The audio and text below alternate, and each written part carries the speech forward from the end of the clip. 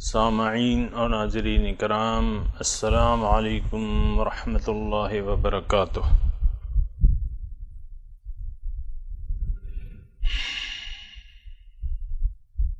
سورہ بقرہ آیت نمبر 221۔ اعوذ باللہ من الشیطان الرجیم، بسم اللہ الرحمن الرحیم۔ ولا تنکحوا المشرکات حتی یؤمن ولأمة مؤمنة خیر من مشرکة ولو اعجبتکم ولا تنکحوا المشرکین حتی یؤمنوا ولعبد مؤمن خیر من مشرک ولو اعجبکم اولئک یدعون الی النار واللہ یدعو الی الجنۃ والمغفرۃ بإذنہ ویبین آیاتہ للناس لعلہم یتذکرون۔ ولا تنکحوا المشرکات، اور مشرک عورتوں سے نکاح نہ کرو، حتی یؤمن، یہاں تک کہ وہ ایمان لے آئیں، وَلَأَمَةٌ مُؤْمِنَةٌ، اور ایک لونڈی مومن، خیر من مشرکۃ، بہتر ہے آزاد مشرک عورت سے، وَلَوْ أَعْجَبَتْكُمْ، اگرچہ اس مشرک عورت کا حسن یا اس کا خاندان تمہیں اچھا لگے۔ وَلَا تُنْكِحُوا الْمُشْرِكِينَ، اور مشرک مردوں سے بھی نکاح نہ کرو، حَتَّى يُؤْمِنُوا، جب تک وہ ایمان نہ لے آئیں۔ وَلَعَبْدٌ مُؤْمِنٌ، اور ایک مومن بندہ، مومن غلام جو ہے، خیرٌ، بہتر ہے، من مشرکوں، آزاد مشرک مرد سے ایک غلام مومن مرد بہتر ہے۔ وَلَوْ أَعْجَبَكُمْ، اگرچہ یہ مشرک مرد تمہیں اچھا ہی کیوں نہ لگے۔ أُولَئِكَ يَدْعُونَ إِلَى النَّارِ، کیونکہ یہ لوگ جو ہیں یہ بلاتے ہیں آگ کی طرف۔ وَاللَّهُ يَدْعُو إِلَى الْجَنَّةِ وَالْمَغْفِرَةِ بِإِذْنِهِ، اور اللہ تعالیٰ تم لوگوں کو بلاتا ہے جنت اور اپنی مغفرت کی طرف اپنے حکم سے۔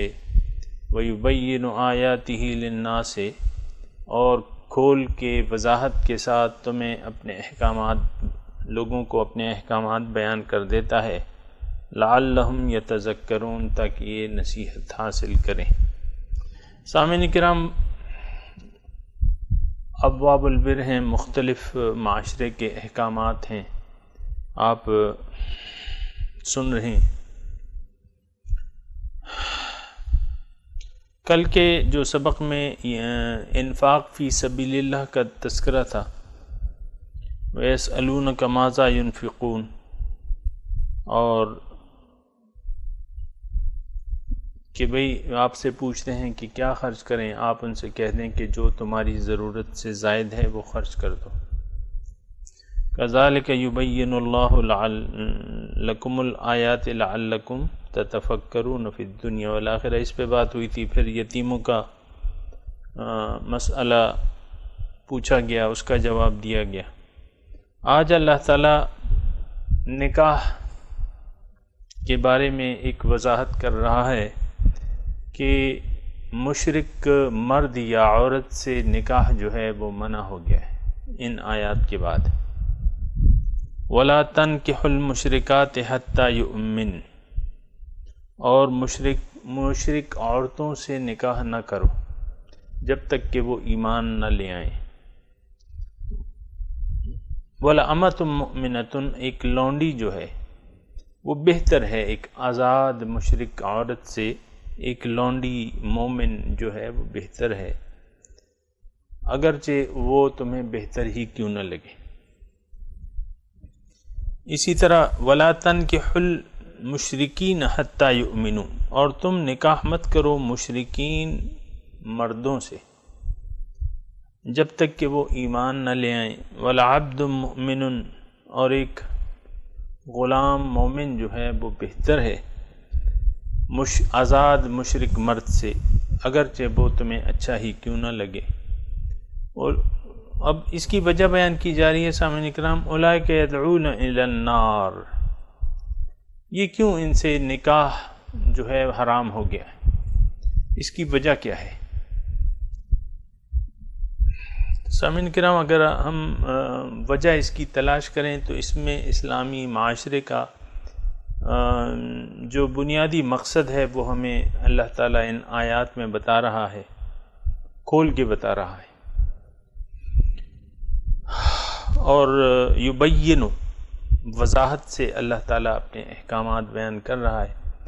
تو اس میں ایک سامعین کرام ایک رخ جو ہے ہمارے اسلامی معاشرے کا، یا ہمارا خود اسلام جو ہم مسلمان ہیں ان کا ایک رخ اللہ تعالیٰ معین کر رہا ہے کہ تم نے خود بھی مومن رہنا ہے، اور اپنے ساتھ کسی ایسے شخص کو شریک اپنی زندگی بھی نہیں کرنا جو اللہ تعالیٰ کے ساتھ کسی قسم کا بھی شرک میں ملوث ہو، کیونکہ صحبت جو ہے وہ اثر ڈالتی ہے سامعین کرام، صحبت جو بھی ہو وہ اثر ڈالتی ہے۔ تو بری صحبت سے بچنا چاہیے، اور مشرکین کی صحبت تو سب سے بری ہے، مشرکین کی صحبت تو سب سے بری ہے، تو اس سے بچنا جو ہے وہ پھر لازمی ہے۔ دوسری بات یہ ہے سامعین کرام کہ ہم تو اس چیز کا خیال نہیں رکھتے، اور مشرکین یعنی وہ لوگ، مشرک کا کیا مطلب ہے؟ وہ لوگ جو اللہ کے سوا انہوں نے اور معبودوں سے لو لگائی ہوئی ہے۔ وَاتَّخَذُوا مِن دُونِ اللَّهِ آلِهَةً لَعَلَّهُمْ يَنصُرُونَ، سورہ یاسین میں آپ دیکھ سکتے ہیں کہ انہوں نے اللہ کے سوا اور معبود گھڑ رکھے ہیں تاکہ وہ ان کی مدد کریں۔ اور مشرک کا معنی سامعین کرام ہماری ذہن میں تھوڑا سا، اصل میں بات یہ ہے کہ اس وقت جس ماحول میں ہم رہ رہے ہیں وہاں بہت ساری ایسی باتیں ہیں جو غلط سمجھ لی گئی ہیں، اور دوسری بات یہ ہے کہ دین کا حقیقی تصور ہمارے ذہن میں نہیں ہے، توحید کا اصل تصور جو ہے وہ ہمارے ذہن میں نہیں ہے، واضح نہیں ہے، ایک خاص قسم کی جو تصور ہے وہ ہمارے ذہن میں ڈال دیا گیا ہے، مشرک کے بارے میں، مسلمان کے بارے میں، منافق کے بارے میں اور کافر کے بارے میں۔ تو اور اس کی وجہ یہ ہے سامعین کرام کہ ہم نے اپنے دین پر سوچا نہیں ہے، اور سوچنا چاہیے، یعنی سوچا نہیں ہے تو اس کا یہ مطلب نہیں ہے کہ اب بھی ہم نہ سوچیں۔ اگر آپ غور کریں یہ جو ہم نے گزشتہ آیات پڑھی ہیں تو آیت نمبر 219 میں کیا ہے؟ کذالک یبین اللہ لکم الآیات لعلکم تتفکرون فی الدنیا والآخرہ، اللہ تعالیٰ اپنے احکامات کھول کے بیان کر رہا ہے تاکہ تم لوگ سوچو، لعلکم تتفکرون، دنیا اور آخرت میں اس کے نتائج پر تم سوچو۔ یعنی اس میں سامعین کرام اگر آپ تھوڑی سی اگر توجہ کریں اس مضامین پہ تو اللہ تعالیٰ کہہ رہا ہے کہ ایک آیت میں کہہ رہا ہے کہ تم تفکر کرو، دوسری جو آج آیت ہم نے پڑھی ہے تو اس میں اللہ تعالیٰ فرما رہا ہے وَيُبَيِّنُ آيَاتِهِ لِلنَّاسِ لَعَلَّهُمْ يَتَذَكَّرُونَ، تاکہ یہ نصیحت حاصل کریں۔ تو تفکر اور تذکر یہ چیز جو ہے یہ ہمارے معاشرے سے اگر آپ سچی بات سننا چاہتے ہیں تو یہ دونوں باتیں عنقا ہیں. تفکر، تدبر، تعقل، یہ چیزیں جو ہیں یہ ہمارے معاشرے میں نہیں ہیں. دین میں ہم سوچتے نہیں ہیں. یعنی جو بنیادی کلمہ ہے، سامعین کرام میں آپ سے عرض کروں کہ جو بنیادی کلمہ جس کی بنا پر ہم مسلمان ہیں، ہم اور آپ سب مسلمان ہیں اور دعوی ایمان کرتے ہیں، اور جب بھی دو پیسوں کا جھگڑا آ جاتا ہے تو ہر ایک فریق سب سے پہلے کلمہ پڑھنے کو تیار ہوتا ہے، کلمہ پڑھ کے قسم اٹھانے کو، اور بعض وقت تو بغیر مطالبے کے کلمہ جو ہے وہ پڑھ لیتا ہے کہ بھئی یہ بات ایسی ہے اور کلمہ ساتھ پڑھ دیتا ہے.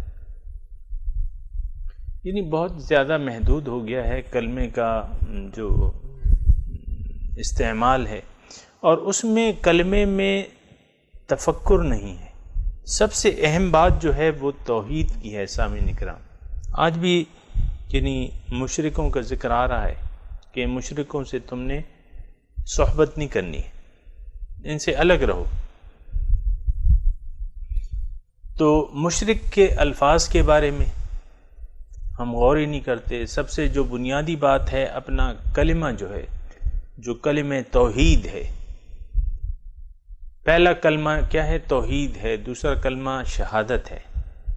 تو اس کے بارے میں سامعین کرام ہم غور ہی نہیں کرتے، اور غور کرنا چاہیے کہ اس کا کیا مطلب ہے. دیکھیں، ایک کلمہ آپ پڑھ رہے ہیں اور جس کی بنا آپ کا یہ اطمینان ہے کہ اس کلمے کے پڑھنے کی بدولت میں نے جنت میں جانا ہے، آپ کا یہ اطمینان ہے، تو یہ ضروری بات ہے کہ آپ اس کلمے کے معنی اور مفہوم کو سمجھیں، اس کے تقاضوں کو سمجھیں، اور سمجھیں کہ میں کیا کہہ رہا ہوں،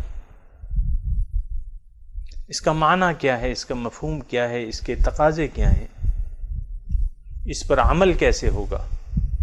تو اگر سامعین کرام اگر ہم سوچیں تو ایسی کوئی بات نہیں ہے، تفکر کی کوئی بات نہیں ہے. اللہ تعالیٰ تو آپ نے دیکھا کہ ابھی لعلکم تتفکرون، تاکہ تم سوچو. میں نے تو وضاحت کر دیا لیکن تم سوچو تو صحیح، یہ کیا بیان ہو رہا ہے، اس سے نصیحت حاصل کرو. لعلہم یتذکرون، آج کا سبق جو ہے تم اس سے تذکر حاصل کرو، نصیحت حاصل کرو. تو سامعین کرام، مشرک کے بارے میں گفتگو کر بھی چکا ہوں، لیکن آج تھوڑا سا موقع ہے میرے پاس کہ میں شرک کے بارے میں اور کلمہ توحید کے بارے میں تھوڑی سی آپ کو بات بتاؤں. کلمہ توحید ہے کیا چیز، توحید ہے کیا، اور اللہ کی جو ہم کہتے ہیں اللہ الہ واحد ہے، اس کا کیا معنی ہے اور اس کے تقاضے کیا ہیں. تھوڑا سا میں اس پر آج بات کروں گا. لا الہ الا اللہ، یہ محمد الرسول اللہ، یہ کیا ہے؟ یہ کلمہ توحید ہے کہ اللہ کے سوا کوئی معبود نہیں، اور محمد صلی اللہ علیہ وسلم اللہ کے رسول ہیں. لا الہ الا اللہ، الہ نہیں ہے کوئی الہ اللہ کے ماں سوا. سامعین کرام، یہ بہت بنیادی بات ہے، بہت بنیادی کلمہ ہے، بہت بنیادی جڑ ہے، دین کی جڑ ہے یہ. اور اللہ تعالیٰ نے اس کو یعنی واقعی میں قرآن شریف میں اس کا تذکرہ ہے، اور وہ کلمہ طیبہ. الم تر کیف ضرب اللہ مثلا کلمۃ طیبۃ کشجرۃ طیبۃ اصلها ثابت وفرعها فی السماء تؤتی اکلها کل حین باذن ربها الی آخری مضمون ہے کہ کلمہ طیبہ کا مثال کیا ہے. الم ترى، تم نہیں دیکھتے، کیف ضرب اللہ مثلا کلمۃ طیبۃ، کہ کلمہ طیبہ کی مثال جو ہے وہ کیا ہے؟ کشجرۃ طیبہ، اس کی مثال ایک پاک درخت کی ہے۔ اور کلمہ طیبہ سے مراد جو ہے آپ کو میں نے بتایا کہ کلمہ طیبہ یہی لا الہ الا اللہ، اس کی مثال اللہ تعالیٰ بیان کر رہا ہے کہ یہ جب انسان کی زندگی میں نافذ ہو جائے تو اس کی مثال کیا ہے؟ الم تر کیف ضرب اللہ کلمۃ طیبۃ کشجرۃ طیبۃ اصلها ثابت وفرعها فی السماء، جس کی اصلها ثابت، جس کی جڑیں زمین میں مضبوط ہیں، وفرعها فی السماء، اس کی شاخیں جو ہیں وہ آسمان تک پھیلی ہوئی ہیں، تؤتی اکلها کل حین باذن ربها،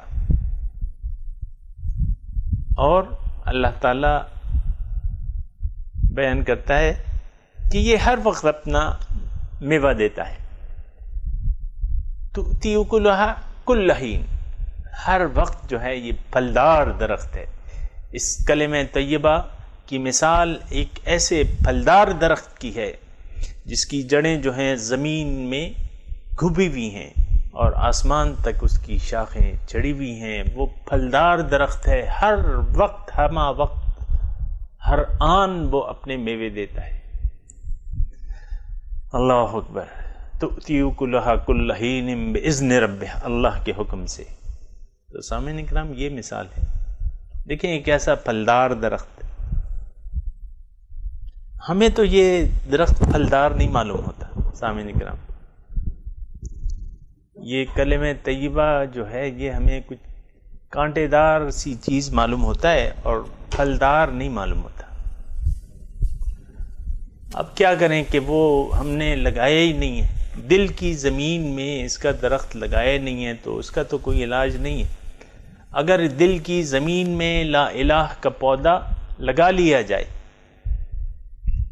اللہ سے محبت دل میں ڈال دی جائے اور غیر اللہ کی محبت سے دل پاک ہو جائے تو دل مطمئن ہو جاتا ہے، دل مطمئن ہو جاتا ہے۔ تو بات یہ ہے کہ میں عرض کر رہا تھا کہ کلمے کی مثال جو ہے، یعنی جو کلمہ طیبہ ہم پڑھتے ہیں، اس کی میں تھوڑی سی آپ کے سامنے وضاحت کر رہا ہوں کہ لا الہ کا کیا مطلب ہے۔ لا الہ الا اللہ، اللہ کے سوا کوئی معبود نہیں۔ سامعین کرام، اللہ اس ذات الہی کا ذاتی نام ہے، اور الہ جو ہے وہ اس کی صفت ہے۔ الہ کا کیا مطلب ہے؟ الہ وہ ہستی جس کی بلا چون و چرا کہنا مانا جائے، بس وہ الہ ہے، یعنی الہ۔ اب مثال کے طور پہ رزاق کا کیا مطلب؟ وہ ہستی جو رزق دینے والی ہے، ٹھیک ہے۔ رحیم کا جو مہربان ہے۔ الہ کا کیا مطلب ہے؟ الہ کا مطلب وہ ہستی جس کا کہنا مانا جائے، وہ آپ کی الہ ہے۔ ہر وہ ہستی، سامعین کرام مختصر میں تعریف کر رہا ہوں الہ کی، کیونکہ یہ بہت سمجھ لینا بہت زیادہ ضروری ہے کہ الہ کا مطلب کیا ہے۔ ہم کلمے میں یہ دعویٰ کرتے ہیں، اقرار کرتے ہیں کہ اللہ کے سوا کوئی الہ نہیں ہے، اور یہ پڑھ کے ہم اس بات کا اقرار کرتے ہیں کہ میں نے اپنی عملی زندگی میں کسی بھی ہستی کی بلا چون و چرا اطاعت نہیں کرنی۔ ہاں اگر میں کروں گا تو اللہ تعالیٰ سے پوچھ کے کروں گا، اللہ تعالیٰ کے حکم پہ کروں گا۔ اب رسول کی اطاعت ہے لیکن وہ تو اللہ کا حکم ہے، رسول بھی الہ نہیں ہے، رسول تو عبد اللہ و رسولہ، تو اللہ کا بندہ ہے اور اللہ کے رسول ہے۔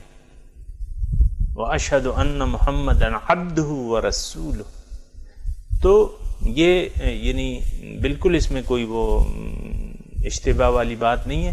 محمد صلی اللہ علیہ وسلم الہ نہیں ہے، ہمارے معبود نہیں ہیں، وہ ہمارے پیغمبر ہیں، اللہ کے بندے ہیں، اور ان کی ہم نے اطاعت کرنی ہے۔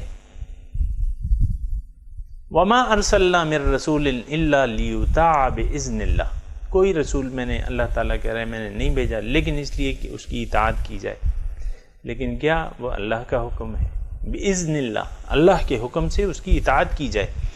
تو سامعین کرام ایک بات جو ہے وہ ذہن نشین کر لیں، اور یہ میں سمجھتا ہوں کہ یعنی جس معاشرے میں میں رہ رہا ہوں وہاں کے لوگوں کو یہ اس بات کا احساس نہیں ہے کہ الہ کا کیا مطلب ہے۔ ہر وہ ہستی جس کی آپ نے اطاعت کر لی بلا چون و چرا، مختصر میں بات کر رہا ہوں، بلا چون و چرا اطاعت کر لی، وہ آپ کا معبود ہو گیا، وہ آپ کا الہ ہو گیا، وہ آپ کا خدا ہو گیا۔ تو یہ بالکل یعنی مختصر سی تعریف ہے الہ کی۔ یعنی اس کا کیا مطلب ہوا؟ اگر اس کی مزید ہم تفصیل کرتے ہیں تو اس کا مطلب یہ ہے کہ یہ حق تو صرف اللہ تعالیٰ کا ہے کہ اس کی بلا چون و چرا آنکھیں بند کر کے اطاعت کی جائے۔ سمعنا و اطعنا، ہم نے سنا اور ہم نے اطاعت کی، یہ حق صرف اللہ تعالیٰ کا ہے۔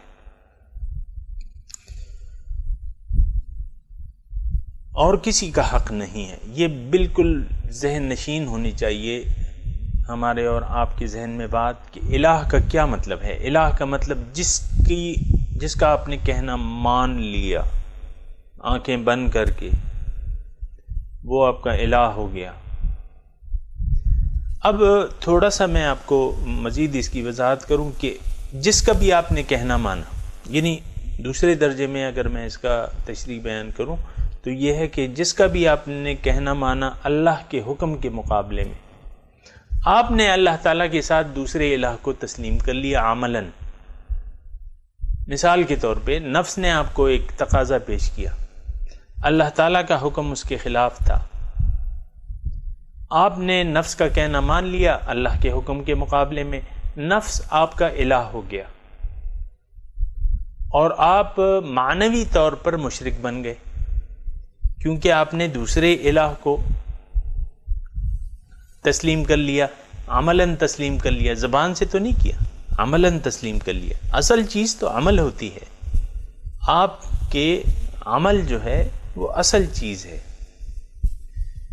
تو اگر ایک شخص نفس کی خواہشات کی پیروی کر رہا ہے یا نفس کی خواہشات کے مطابق زندگی گزار رہا ہے تو ہم یہ کہیں گے کہ اس کا الہ جو ہے وہ نفس ہے، اللہ نہیں ہے۔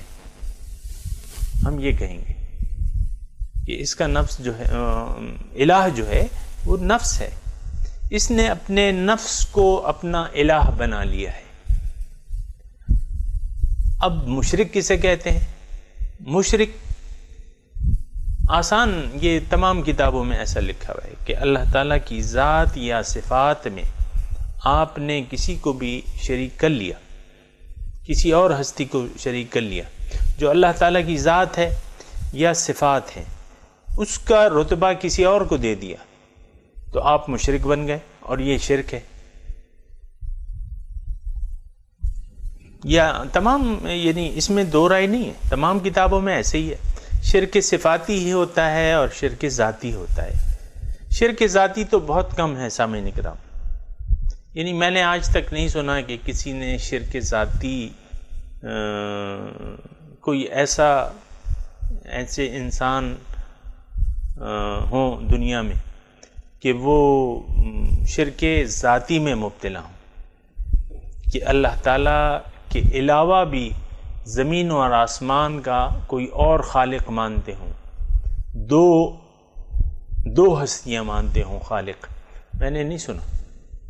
اگر ہوں گی تو ہوں گی، وہ بھی پھر مشرک ہیں، وہ شرک ذاتی میں ملوث ہیں۔ عام جو شرک چلا آ رہا ہے سامعین کرام، یہ شرک صفاتی ہے۔ مشرکین مکہ تھے، وہ شرک صفاتی میں مبتلا تھے۔ وَلَئِن سَأَلْتَ مَنْ خَلَقَ السَّمَاوَاتِ وَالْأَرْضَ لَيَقُولُنَّ اللَّهُ، آپ اگر ان مشرکوں سے پوچھیں گے کہ بھئی یہ زمین اور آسمان کس نے پیدا کی ہیں؟ تو وہ کہہ دیں گے کہ اللہ نے۔ تو مشرکین مکہ بھی وہ ایک اللہ کو ذاتی طور پر ایک ہی تسلیم کرتے تھے، لیکن اس کے ساتھ اور بھی انہوں نے معبود بنائے ہوئے تھے۔ تو یہ شرک صفاتی ہے، اس کو اچھی طرح جان لینا چاہیے، اور اس میں ہم مسلمان مبتلا ہیں۔ یعنی اللہ کے سوا کسی اور کے لیے آپ نے مثال کے طور پہ یعنی ریاکاری کے لیے نماز پڑھ لی، حضور فرماتے ہیں کہ مشرک ہو گئے۔ آپ نے صدقہ دیا ریاکاری کے لیے، کسی اور کے لیے، صدقہ تو اللہ کے لیے ہے، روزہ اللہ کے لیے ہے، نماز اللہ کے لیے ہے، کسی اور کے لیے تو نہیں ہے۔ نماز، روزہ، صدقہ، زکوٰۃ، حج جو ہے یہ کس کے لیے؟ یہ اللہ کے لیے۔ وَأَتِمُّ الْحَجَّ وَالْعُمْرَةَ لِلَّهِ۔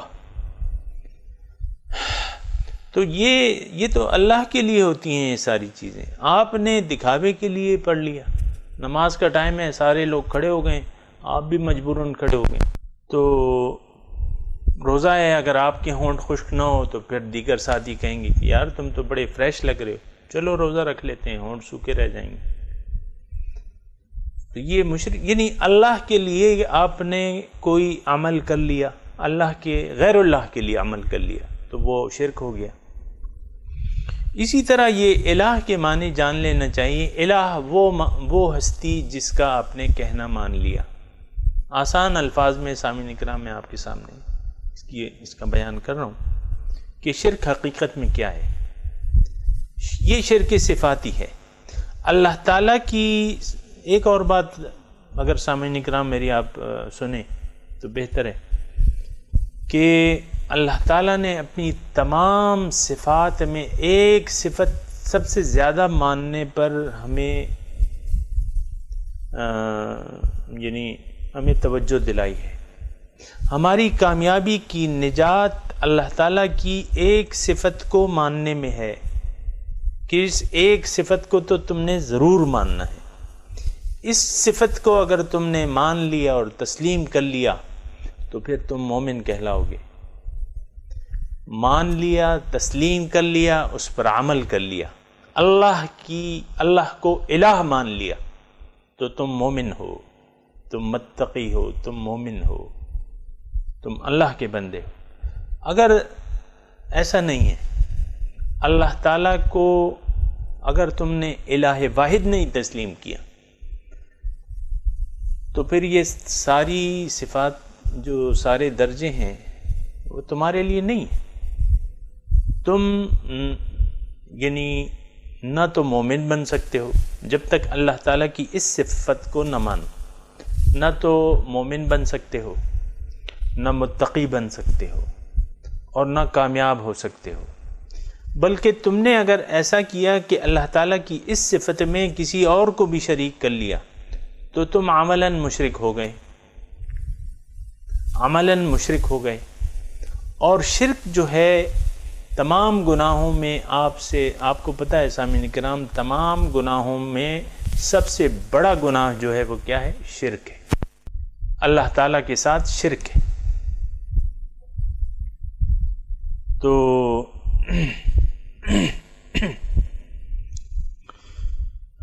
یہ الہ جو ہے اس کے معنی اچھی طرح جان لیں۔ ہم لوگ تو اس غلط فہمی میں مبتلا ہیں۔ بعض کتابوں میں یعنی میں دیکھتا ہوں اس میں اس کے مختلف معنی مفسرین یا جو بھی ترجمہ لکھنے والے ہیں وہ کہتے ہیں کہ لا الہ کا معنی میں جب دیکھتا ہوں تو کہتے ہیں اللہ کے سوا کوئی خدا نہیں۔ تو بھائی خدا کیا معنی کر رہے ہیں آپ؟ اللہ کے سوا کوئی الہ نہیں۔ تو الہ کے جو پھر ہم اور معنی کرتے ہیں سامعین کرام، معبود کی پہ کرتے ہیں کہ اللہ کے سوا کوئی معبود نہیں، کوئی ایسی ہستی نہیں جس کی ہم اطاعت کریں بلا چون و چرا، یا اللہ کے حکم کے مقابلے میں کوئی ہستی ایسی ہے ہی نہیں جس کی ہم اطاعت کریں۔ اور اگر ہم نے اللہ کے حکم کے مقابلے میں کسی کی بھی اطاعت کر لی، خواہ وہ ہمارا نفس ہے، خواہ وہ ہمارا معاشرہ ہے، خواہ وہ ماں ہے، باپ ہے، بھائی ہے، بہن ہے، شوہر ہے، بیوی ہے، جس کی بھی ہم نے اطاعت کر لی وہ ہمارا الہ ہو گیا۔ یہ سامعین اکرام، یہ آپ توجہ، بالکل میں قرآن سے آپ کے سامنے بات کہہ رہا ہوں بڑی ذمہ داری کے ساتھ۔ اگر نفس کی ہم نے بات مان لی تو نفس ہمارا معبود ہو گیا، شیطان کی اگر ہم نے بات مان لی تو شیطان ہمارا خدا ہو گیا، ہم چاہے زبانی طور پر وہ مانے یا نہ مانے، شیطان ہمارا خدا بن گیا۔ شیطان کی اگر ہم نے بات مانی، اس کا مطلب کیا ہے کہ ہم نے اس کی عبادت کر لی۔ ظاہر ہے کہ معبود وہ ہستی جس کا کہنا مانا جائے، یہ سامعین اکرام ذہن میں رکھیں، معبود وہ ہستی ہوتی ہے جس کا کہنا مانا جائے۔ شیطان کا ہم نے اگر کہنا مان لیا، مطلب شیطانی خیال آیا، اس کو ہم نے مان لیا تو ہم نے شیطان کی عبادت کر لی۔ آپ مجھے بتا سکتے ہیں کہ دنیا میں کتنے ایسے گروہ ہیں جو دعویٰ کرتے ہیں کہ ہم شیطان کی عبادت کرتے ہیں اور شیطان ہمارا خدا ہے؟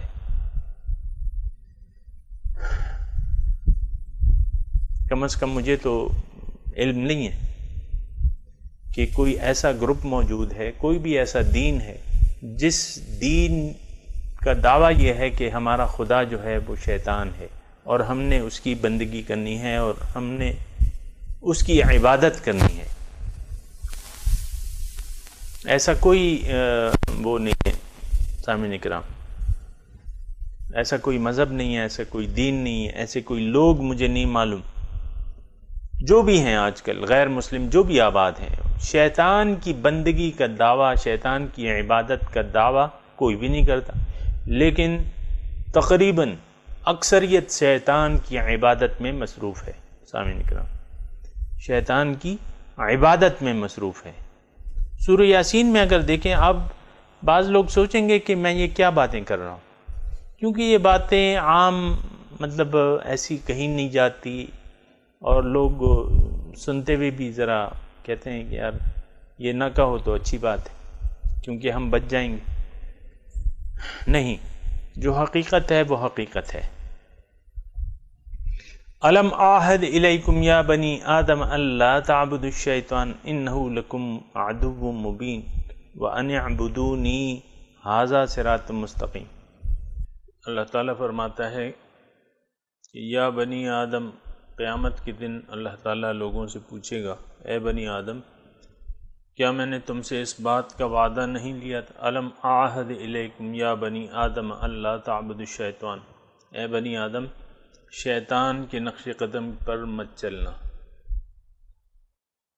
یہ میں نے وعدہ لیا تھا اللہ تعبد کہ تم شیطان کی بندگی نہ کرنا، وَأَنِ اعْبُدُونِی، اور صرف میری بندگی کرنا۔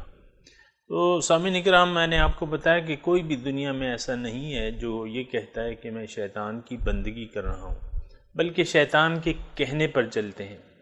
اصل میں ہم سامعین اکرام، یا جو دین میں تو سوجھ بوجھ تو ہے نہیں، نہ ہم اس کی ضرورت محسوس کرتے ہیں، اور اس کی وجہ میں نے آپ کو بتا دی کہ ہمارا مقصود تو دنیا ہے، تو پھر دین کے بارے میں ہم نے نہیں سوچنا، ہم نے سوچنا ہے پھر دنیا ہی کے بارے میں کہ کون سا پلاٹ سستا مل رہا ہے، خرید لو اس کو، کون سی زمین، جس کے پاس پیسے ہیں کون سی زمین سستی مل رہی ہے خرید لو، کل مہنگی بیچ دینا۔ اور پھر دکاندار جو ہیں اپنے جو سستا سودا ملتا ہے وہ لے کے رکھ لیتے ہیں، جس کی ڈیمانڈ بھی آتی ہو اور وہ بکتا بھی ہو۔ اسی طرح نوکری، جو نوکر پیشہ ہیں وہ اچھی اچھی آفرز کو اویل کرتے رہتے ہیں، پرانی نوکری چھوڑ دیتے ہیں اور نئی نوکری کر لیتے ہیں زیادہ پیسوں والی۔ تو اس میں ہم تفکر کرتے ہیں، تعقل سے کام لیتے ہیں، عقل سے کام لیتے ہیں کہ یار میرا تو بہت فائدہ زیادہ ہے۔ اب ایک پلاٹ ہے مثال کے طور پہ، ایک کسی کا پلاٹ ہے وہ بک رہا ہے، ایک آدمی بیک وقت اس کو 2 آفر آتی ہیں، وہ پلاٹ مثال کے طور پہ کوئی 50 لاکھ میں خرید رہا ہے، دوسرا بندہ جو ہے اس کے 80 لاکھ روپے دے رہا ہے، تو آپ مجھے بتائیے کہ کون شخص ایسا بے وقوف ہوگا کہ وہ پلاٹ 30 لاکھ روپے اس کو مطلب وہ کم میں 50 میں بیچ دے؟ وہ تو اگر کسی نے وعدہ کر بھی لیا ہوگا تو وعدے سے وہ مکر جائے گا کہ نہیں؟ یعنی عام کی میں بات کر رہا ہوں، عام لوگوں کی میں بات کر رہا ہوں، تو وہ اپنے دنیا میں اپنے فائدے اور نقصان کو سوچتے ہیں۔ اصل میں تو بات یہ ہے سامعین اکرام کہ فائدہ اور نقصان جو ہے وہ دنیا کا نہیں ہوتا، اصل جو فائدہ اور نقصان ہے وہ آخرت کا ہے، اور یوم حشر جو یوم الدین ہے اس میں اگر کوئی فائدے میں رہ گیا تو وہ اصلی فائدہ وہی ہے، اور اگر وہاں کسی نے نقصان کر لیا تو اس کا نقصان پھر وہی یعنی اصل نقصان وہی ہے۔ تو ہم تو دنیا کے فائدے اور نقصان کے پیچھے دیکھ رہے ہیں، اصل میں تو بات یہی ہے۔ اب میں بار بار آپ کو کہہ رہا ہوں، اللہ کرے کہ آپ کی بات سمجھیں میں بات آ جائے، ہم لوگ دنیا کے فائدے اور نقصان کو دیکھتے ہیں کیونکہ مقصود دنیا ہے۔ اگر آخرت ہمارا مقصود بن گیا جو کہ ہے، اللہ اگر ہمارا مقصود بن گیا جو کہ حقیقت میں ہمارا مقصود حقیقی ہے، محبوب حقیقی ہے، اگر وہ مقصود بن گیا تو پھر ہم دنیا کے فائدے اور نقصان کو نہیں دیکھیں گے، اپنے دنیا کے کام کرتے وقت آخرت کے نفع اور نقصان کو دیکھیں گے کہ بھئی یہ بات میں کر رہا ہوں، یا یہ کام میں کر رہا ہوں، یا یہ میں کاروبار کر رہا ہوں، یا اس کا مجھے اس پہ اللہ تعالیٰ راضی ہے، اس بات پہ، اس کام پہ، اس کاروبار پہ کہ نہیں۔ اگر راضی نہیں ہے تو وہ جو ہے ٹھکرا دیتے ہیں۔ اہل اللہ جو ہیں، اللہ والے جو ہیں، وہ اس کام کو ٹھکرا دیتے ہیں، چاہے کہ وہ اس میں ان کا کتنا ہی دنیاوی بظاہر فائدہ ہو، لیکن وہ دنیاوی فائدے کو ٹھکرا دیتے ہیں۔ حضرت ابو بکر صدیق رضی اللہ تعالیٰ عنہ نے حضرت بلال رضی اللہ تعالیٰ عنہ کو خرید لیا، اور ان کی عادت تھی ابتدائے اسلام میں کہ جو غلام ہوتا تو ان کو خرید لیتے، تو جب خرید لیا تو مہنگے پیسوں پہ خرید لیا، کیونکہ وہ تو ان کو تو پتہ تھا کہ بھئی اس کا اجر کتنا ہے۔ تو جو بیچ رہا تھا غلام، یعنی حضرت بلال جن کے غلام تھے، اس نے کہا کہ بھئی یہ تم نے بڑا مہنگا سودا لے لیا ہے۔ حضرت ابوبکر نے کہا نہیں، یہ سستا ہے، بہت سستا سودا میں نے لیا ہے، اس کو میں تو خرید رہا ہوں لیکن اس کا اجر جو ہے وہ بہت بڑا ہے۔ یہ اس میں نظریے میں فرق ہوتا ہے سامنے کا، ہمارا نظریہ جو ہے وہ دنیا کا ہے۔ اب جب ایک بات میں سادی سی سامعین کرام آپ کو کروں کہ اگر ہم طالبان دنیا میں اگر ہمارا شمار ہوتا ہے تو آپ یقین جانیے کہ ہم طالبان مولا تو ہو نہیں سکتے۔ جب طالبان مولا نہیں ہو سکتے تو پھر رضا الہی کا ہم خیال نہیں رکھیں گے، کیونکہ ہم تو طالب دنیا ہیں، ہمیں تو اپنی خود نمائی چاہیے، اور پھر جو ہے اپنے مطلب کافی ساری ایسی چیزیں ہیں جنہوں نے ظاہر میں ہماری توجہ کھینچ رکھی ہے۔ یہ میں ہوں، یہ میرے ماں ہیں، یہ میرا باپ ہے، بھائی ہے، بہن ہے، بیوی ہے، شوہر ہے، یہ میرا کاروبار ہے، یہ میرا عہدہ ہے۔ تو بات یہ ہے کہ صرف یہ فرق ہے تھوڑا سا طالب دنیا میں اور طالب مولا میں۔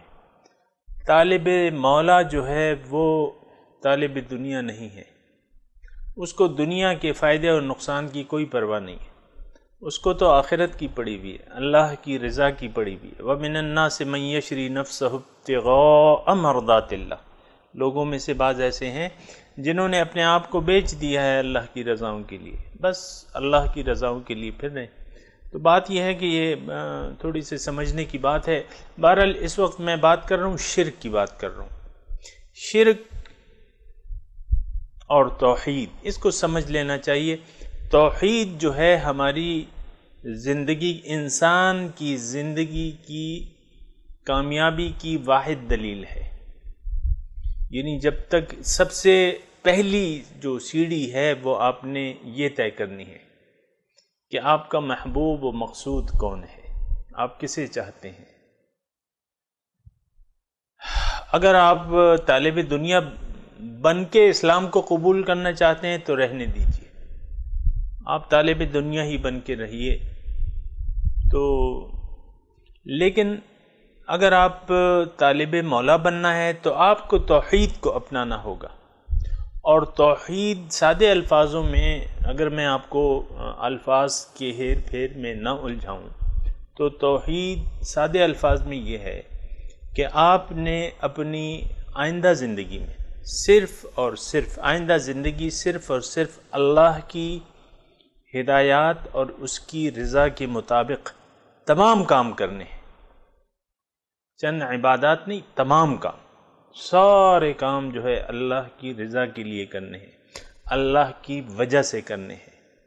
محبت کسی سے کرنی ہے اللہ کی وجہ سے، نفرت کسی سے کرنی ہے اللہ کی وجہ سے، کسی کو دینا ہے مال اللہ کی وجہ سے، کسی سے روک لینا ہے اللہ کی وجہ سے. سارے کام جو ہیں یعنی دنیا کے سارے کام جو ہیں آپ نے اپنی خواہش پہ نہیں کرنے، آپ نے اپنی مرضی سے نہیں کرنے، اللہ کی مرضی سے کرنے ہیں. اگر ایسا ہے تو آپ موحد بن گئے. اگر ایسا نہیں ہے، اگر یہ آپ نے فیصلہ نہیں کیا اور آپ نے یہ فیصلہ کر لیا کہ کچھ تو میں اپنی مرضی کروں گا، اپنی مرضی سے کچھ کام کروں گا، کچھ محبتیں میں اپنی مرضی سے رکھوں گا، وہ مجھے پسند ہے، وہ مجھے پسند ہے، وہ مجھے پسند ہے، ایسی زندگی مجھے پسند ہے اور آرام دہ زندگی چاہیے مجھے، تو آپ موحد تو نہیں ہیں کم از کم.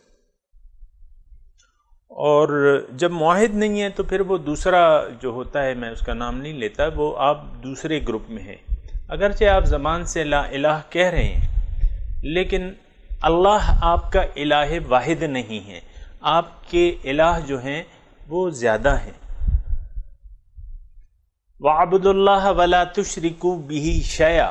ہم تو سامعین کرام وہ توجہ نہیں کرتے نا، وہی بات کہ ہم تفکر اور تذکر نہیں کرتے، تدبر نہیں کرتے. قرآن میں اللہ تعالیٰ کہہ رہا ہے وَعَبُدُ اللَّهَ وَلَا تُشْرِكُوا بِهِ شَيْئًا، اللہ کی بندگی اختیار کرو اور اس کے ساتھ کسی کو شریک نہ ٹھہراؤ، نہ محبت میں، نہ اطاعت میں، اور نہ کسی اور چیز میں.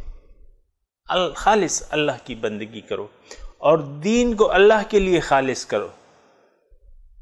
وَعَبُدُ اللَّهَ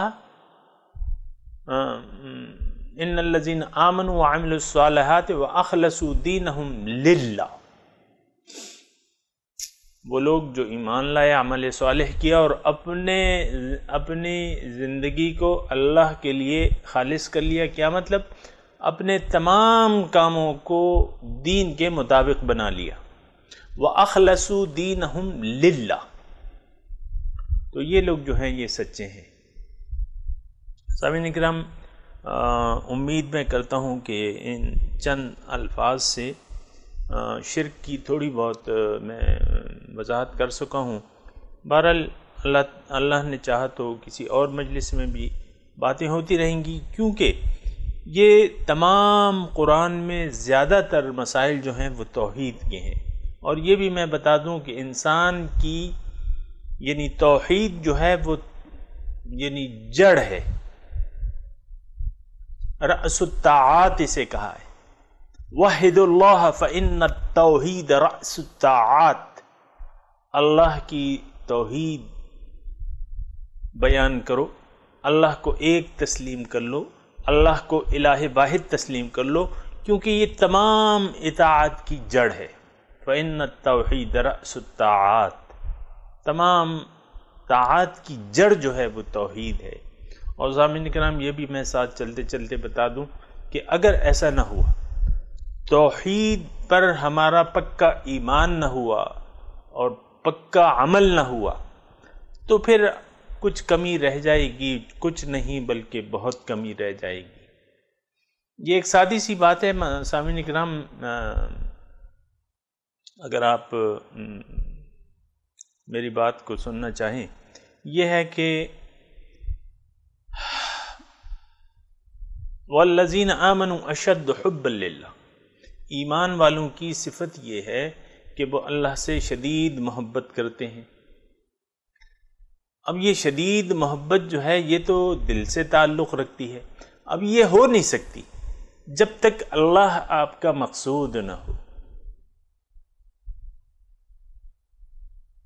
حضرت علی رضی اللہ تعالی عنہ کا ایک مقولہ ہے کہ مقصود کا معبود کا، تمہارا مقصود ہی تمہارا معبود ہے۔ بالکل درست بات ہے، اور یہ اس میں کوئی اتنی وضاحت کی بھی ضرورت نہیں ہے۔ یعنی مقصود کا انسان خیال رکھتا ہے، بس آپ جس کا خیال رکھیں گے تو وہی آپ کا معبود ہو جائے گا۔ دنیا کے اگر طالب ہیں، دنیا اگر مقصود ہے، تو ظاہر ہے کہ دنیا ہی کا پھر آپ خیال رکھیں گے۔ جس کا آپ خیال رکھیں گے، جس کے بارے میں آپ محتاط رہیں گے، تو وہی آپ کا معبود ہے، وہی آپ کا معبود بن جاتا ہے۔ سامعین کرام، تو یہ بات جو ہے سمجھ لینی چاہیے۔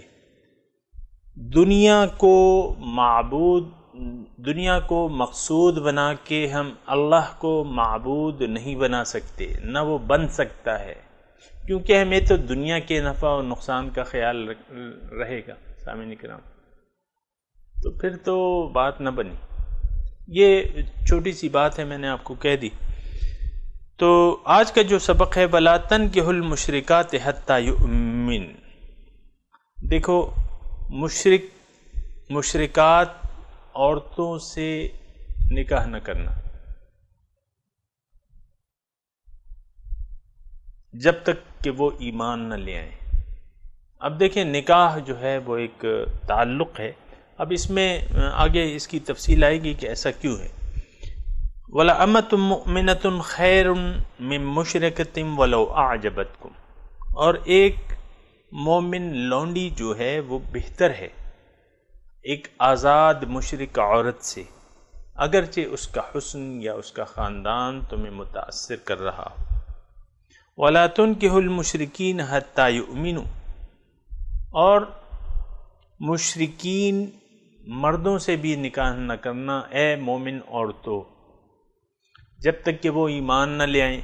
اور وَلَعَبْدٌ مُؤْمِنٌ خَيْرٌ مِّن مُشْرِكٍ وَلَوْ أَعْجَبَكُمْ، اور ایک غلام مرد جو ہے یہ بہتر ہے ایک آزاد مشرک سے، اگرچہ وہ مشرک مرد جو ہے تمہیں پسند ہو، صورت کے لحاظ سے یا خاندان کے لحاظ سے یا جس لحاظ سے بھی۔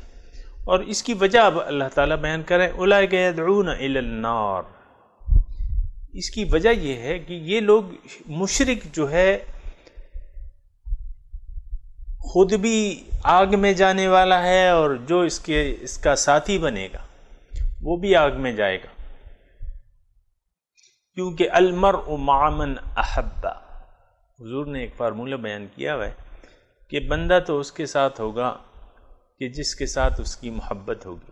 اب ظاہر ہے کہ شادی تو پسند کے معاملے ہوتے ہیں، ولو اعجبتکم یا ولو اعجبکم، اگرچہ یعنی ایک عورت آپ کو پسند ہے، مشرک عورت آپ کو پسند ہے، اس کا حسن یا جو بھی جس لحاظ سے بھی آپ کو پسند ہے، تو یہ تو پسند کا معاملہ ہو گیا، یعنی آپ اس سے محبت کرتے ہیں تبھی تو آپ اس سے شادی کرتے ہیں۔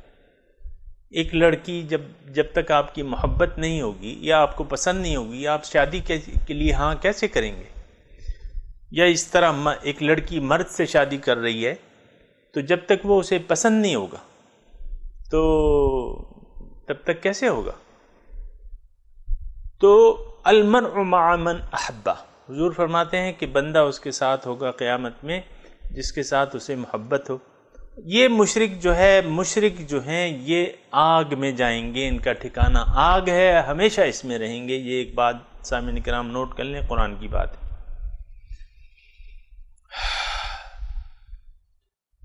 اور یہ لوگ اولئک یدعون الی النار، یہ اگر ان کے آپ ساتھی بن جائیں گے، اے مسلمان مرد یا اے مسلمان عورت، اگر ان سے تم نکاح کر لو گے پسند کر کے، تو یہ تو خود بھی جہنم میں جائیں گے اور تمہیں بھی جہنم میں لے جائیں گے۔ سامعین کرام، اس میں دو رائے نہیں ہے۔ آج کل کے معاشرے میں تو آپ دیکھتے ہیں کہ ایک عورت جو ہے وہ غیر مسلم سے شادی کر لیتی ہے، ایک مرد جو ہے وہ غیر مسلم سے شادی کر لیتا ہے۔ اہل کتابیہ سے نکاح کرنا درست ہے قرآن کی روح سے، کتابیہ سے، لیکن آج کل کتاب والے کون ہیں؟ بہرحال اس کی گنجائش ہے۔ اگر آپ کتابیہ سے نکاح کرتے ہیں، ایک مسلمان مرد کتابیہ سے شادی کرتا ہے، شریعت میں اس کی گنجائش ہے، لیکن اس کی گنجائش ہرگز نہیں ہے کہ ایک مسلمان عورت ایک اہل کتاب سے، عیسائی سے، یہودی سے، کسی بھی مذہب سے تعلق، اس کی گنجائش نہیں ہے۔ یہ سامعین کرام نوٹ کر لیں۔ ہمارے پڑوسی جو ملک ہیں ہندوستان میں، اس میں آپ دیکھیں چونکہ بے دینی ہے، اور میں بے دینی صرف ایک ملک تک محدود نہیں ہے، ہمارے من حیث القوم مسلمان قوم جو ہے اپنے دین سے بے بہرا ہے، نمبر ایک۔ دوسرے، دین کے اصول کا اس کو خیال ہی نہیں۔ آپ کو تو میں نے بتایا کہ اگر آپ طالب مولا نہیں ہیں تو آپ دین کا خیال نہیں رکھیں گے۔ یہ بعض باتیں ہوتی ہیں تو نکلتی تو میری زبان سے ہے، لیکن ہیں جینون۔ تو اگر آپ طالب مولا نہیں ہیں، اللہ آپ کا مقصود و مطلوب و محبوب نہیں ہے، تو دین کے آپ دیکھیں کسی چیز کا خیال نہیں رکھیں گے، بوقت ضرورت اس کو ہٹا دیں گے۔ اب حجاب ہے، اب دیکھیں مسلمان معاشرے میں کس طرح بے حجابی بڑھ رہی ہے۔ عورتیں جو ہیں بال کھولے پھر رہی ہیں، اور آستینیں ہاف سلیوز ہیں اور سلیو لیس ہیں، اور یہ کیسی پاجامے ہیں اور کیسے ٹائٹس ہیں، یہ آپ دیکھ لیں۔ تو تھوڑا سا اس میری بات پر غور کریں۔ ہم لوگ طالبان مولا نہیں ہیں، طالبان دنیا ہیں، ظاہر کے پجاری ہیں، ظاہر ہی ہمارا معبود و مقصود و محبوب ہے۔ تو پھر آپ دیکھ لیں، میں آپ کو بات کر رہا تھا پڑوسی ملک میں مسلمان مرد ہے، وہ ہندو عورت سے شادی کر رہا ہے، مشرکہ سے شادی کر رہا ہے، صاف لکھا ہوا ہے کہ بھئی مشرک عورتوں سے شادی نہ کرو،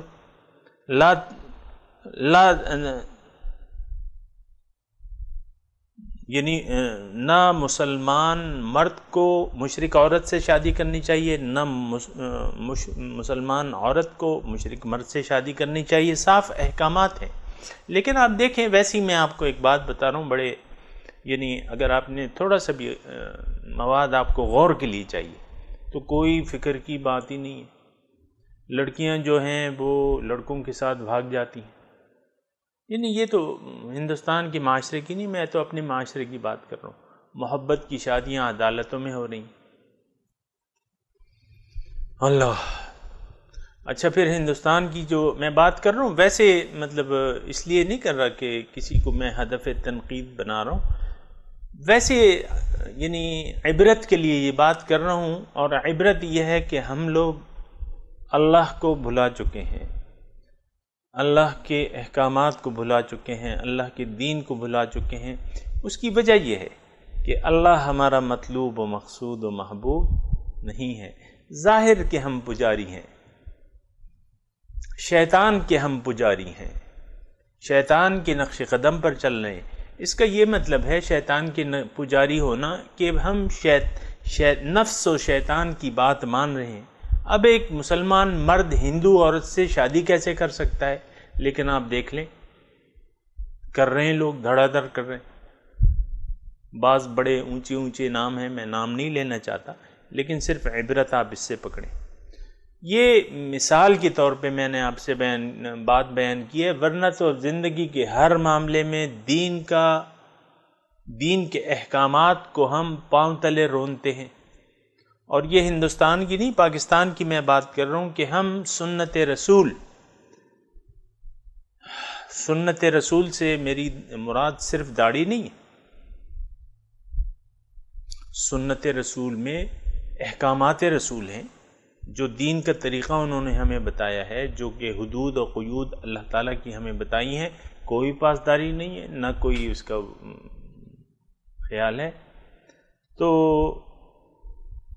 اولئک یدعون الی النار واللہ یدعو الی الجنۃ والمغفرۃ باذنہ، اور اللہ تعالیٰ تو دعوت دیتا ہے جنت کی طرف، اللہ تعالیٰ تو ہمیں جنت کی طرف بلا رہا ہے۔ اور جنت میں نے آپ کو کہا ہے جنت کیا چیز ہے؟ جنت اللہ تعالیٰ کے قرب کا، اس کے دیدار کا، اس کی معرفت کا دوسرا نام ہے۔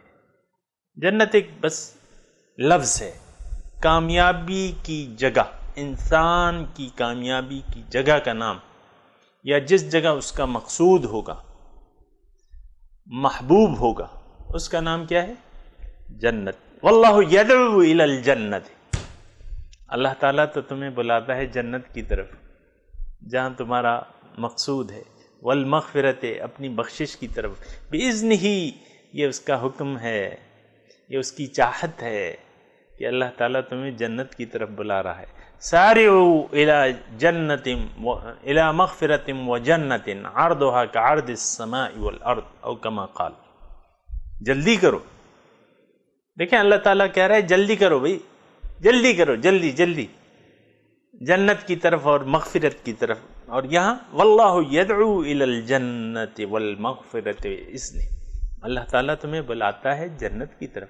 مشرکین جو تمہیں آگ کی طرف لے جاتے ہیں، شرک آگ میں جائیں گے، مشرک آگ میں جائیں گے، مشرکانہ کام والے لوگ آگ میں جائیں گے، اور جو توحید پرست ہیں، جو طالبان مولا ہیں، اللہ تعالیٰ ان کو بلا رہا ہے جنت کی طرف۔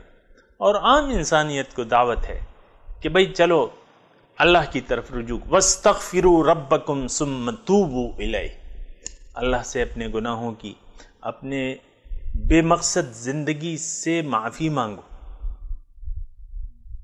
اور اللہ تعالیٰ کی طرف رجوع کر لو، ثُمَّ تُوبُوا إِلَيْهِ، بس اس کی طرف رجوع کر لو، تو کیا وہ مغفرت، تمہاری مغفرت فرما دے گا، وہ بخشش فرما دے گا۔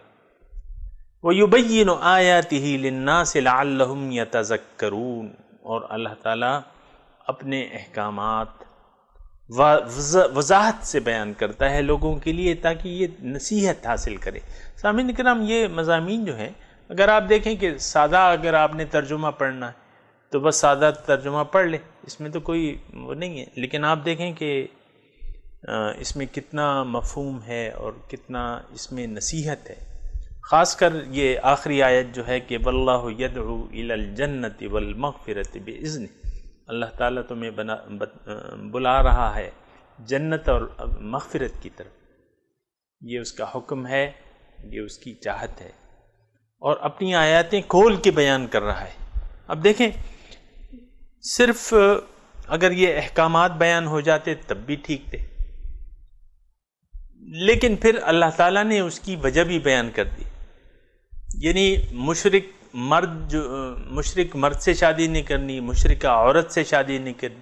اب اللہ تعالیٰ اس کی وضاحت بھی بیان کر رہا ہے کہ بھئی کیوں، اولئک یدعون الی النار واللہ یدعو الی الجنت والمغفرت باذنہ ویبین آیاتہ للناس لعلہم یتذکرون۔ تو سامعین اکرام، سوچنا چاہیے اور قرآن سے یعنی آنکھیں بند کر کے نہیں گزرنا چاہیے، قرآن پر خوب سوچنا چاہیے۔ اللہ تعالیٰ کا کلام ہے، اللہ کی آیات ہیں، تو اس پر خوب غور و فکر اور نصیحت اس سے حاصل کرنی چاہیے۔ وآخر دعوانا ان الحمد للہ رب العالمین، السلام علیکم ورحمۃ اللہ وبرکاتہ۔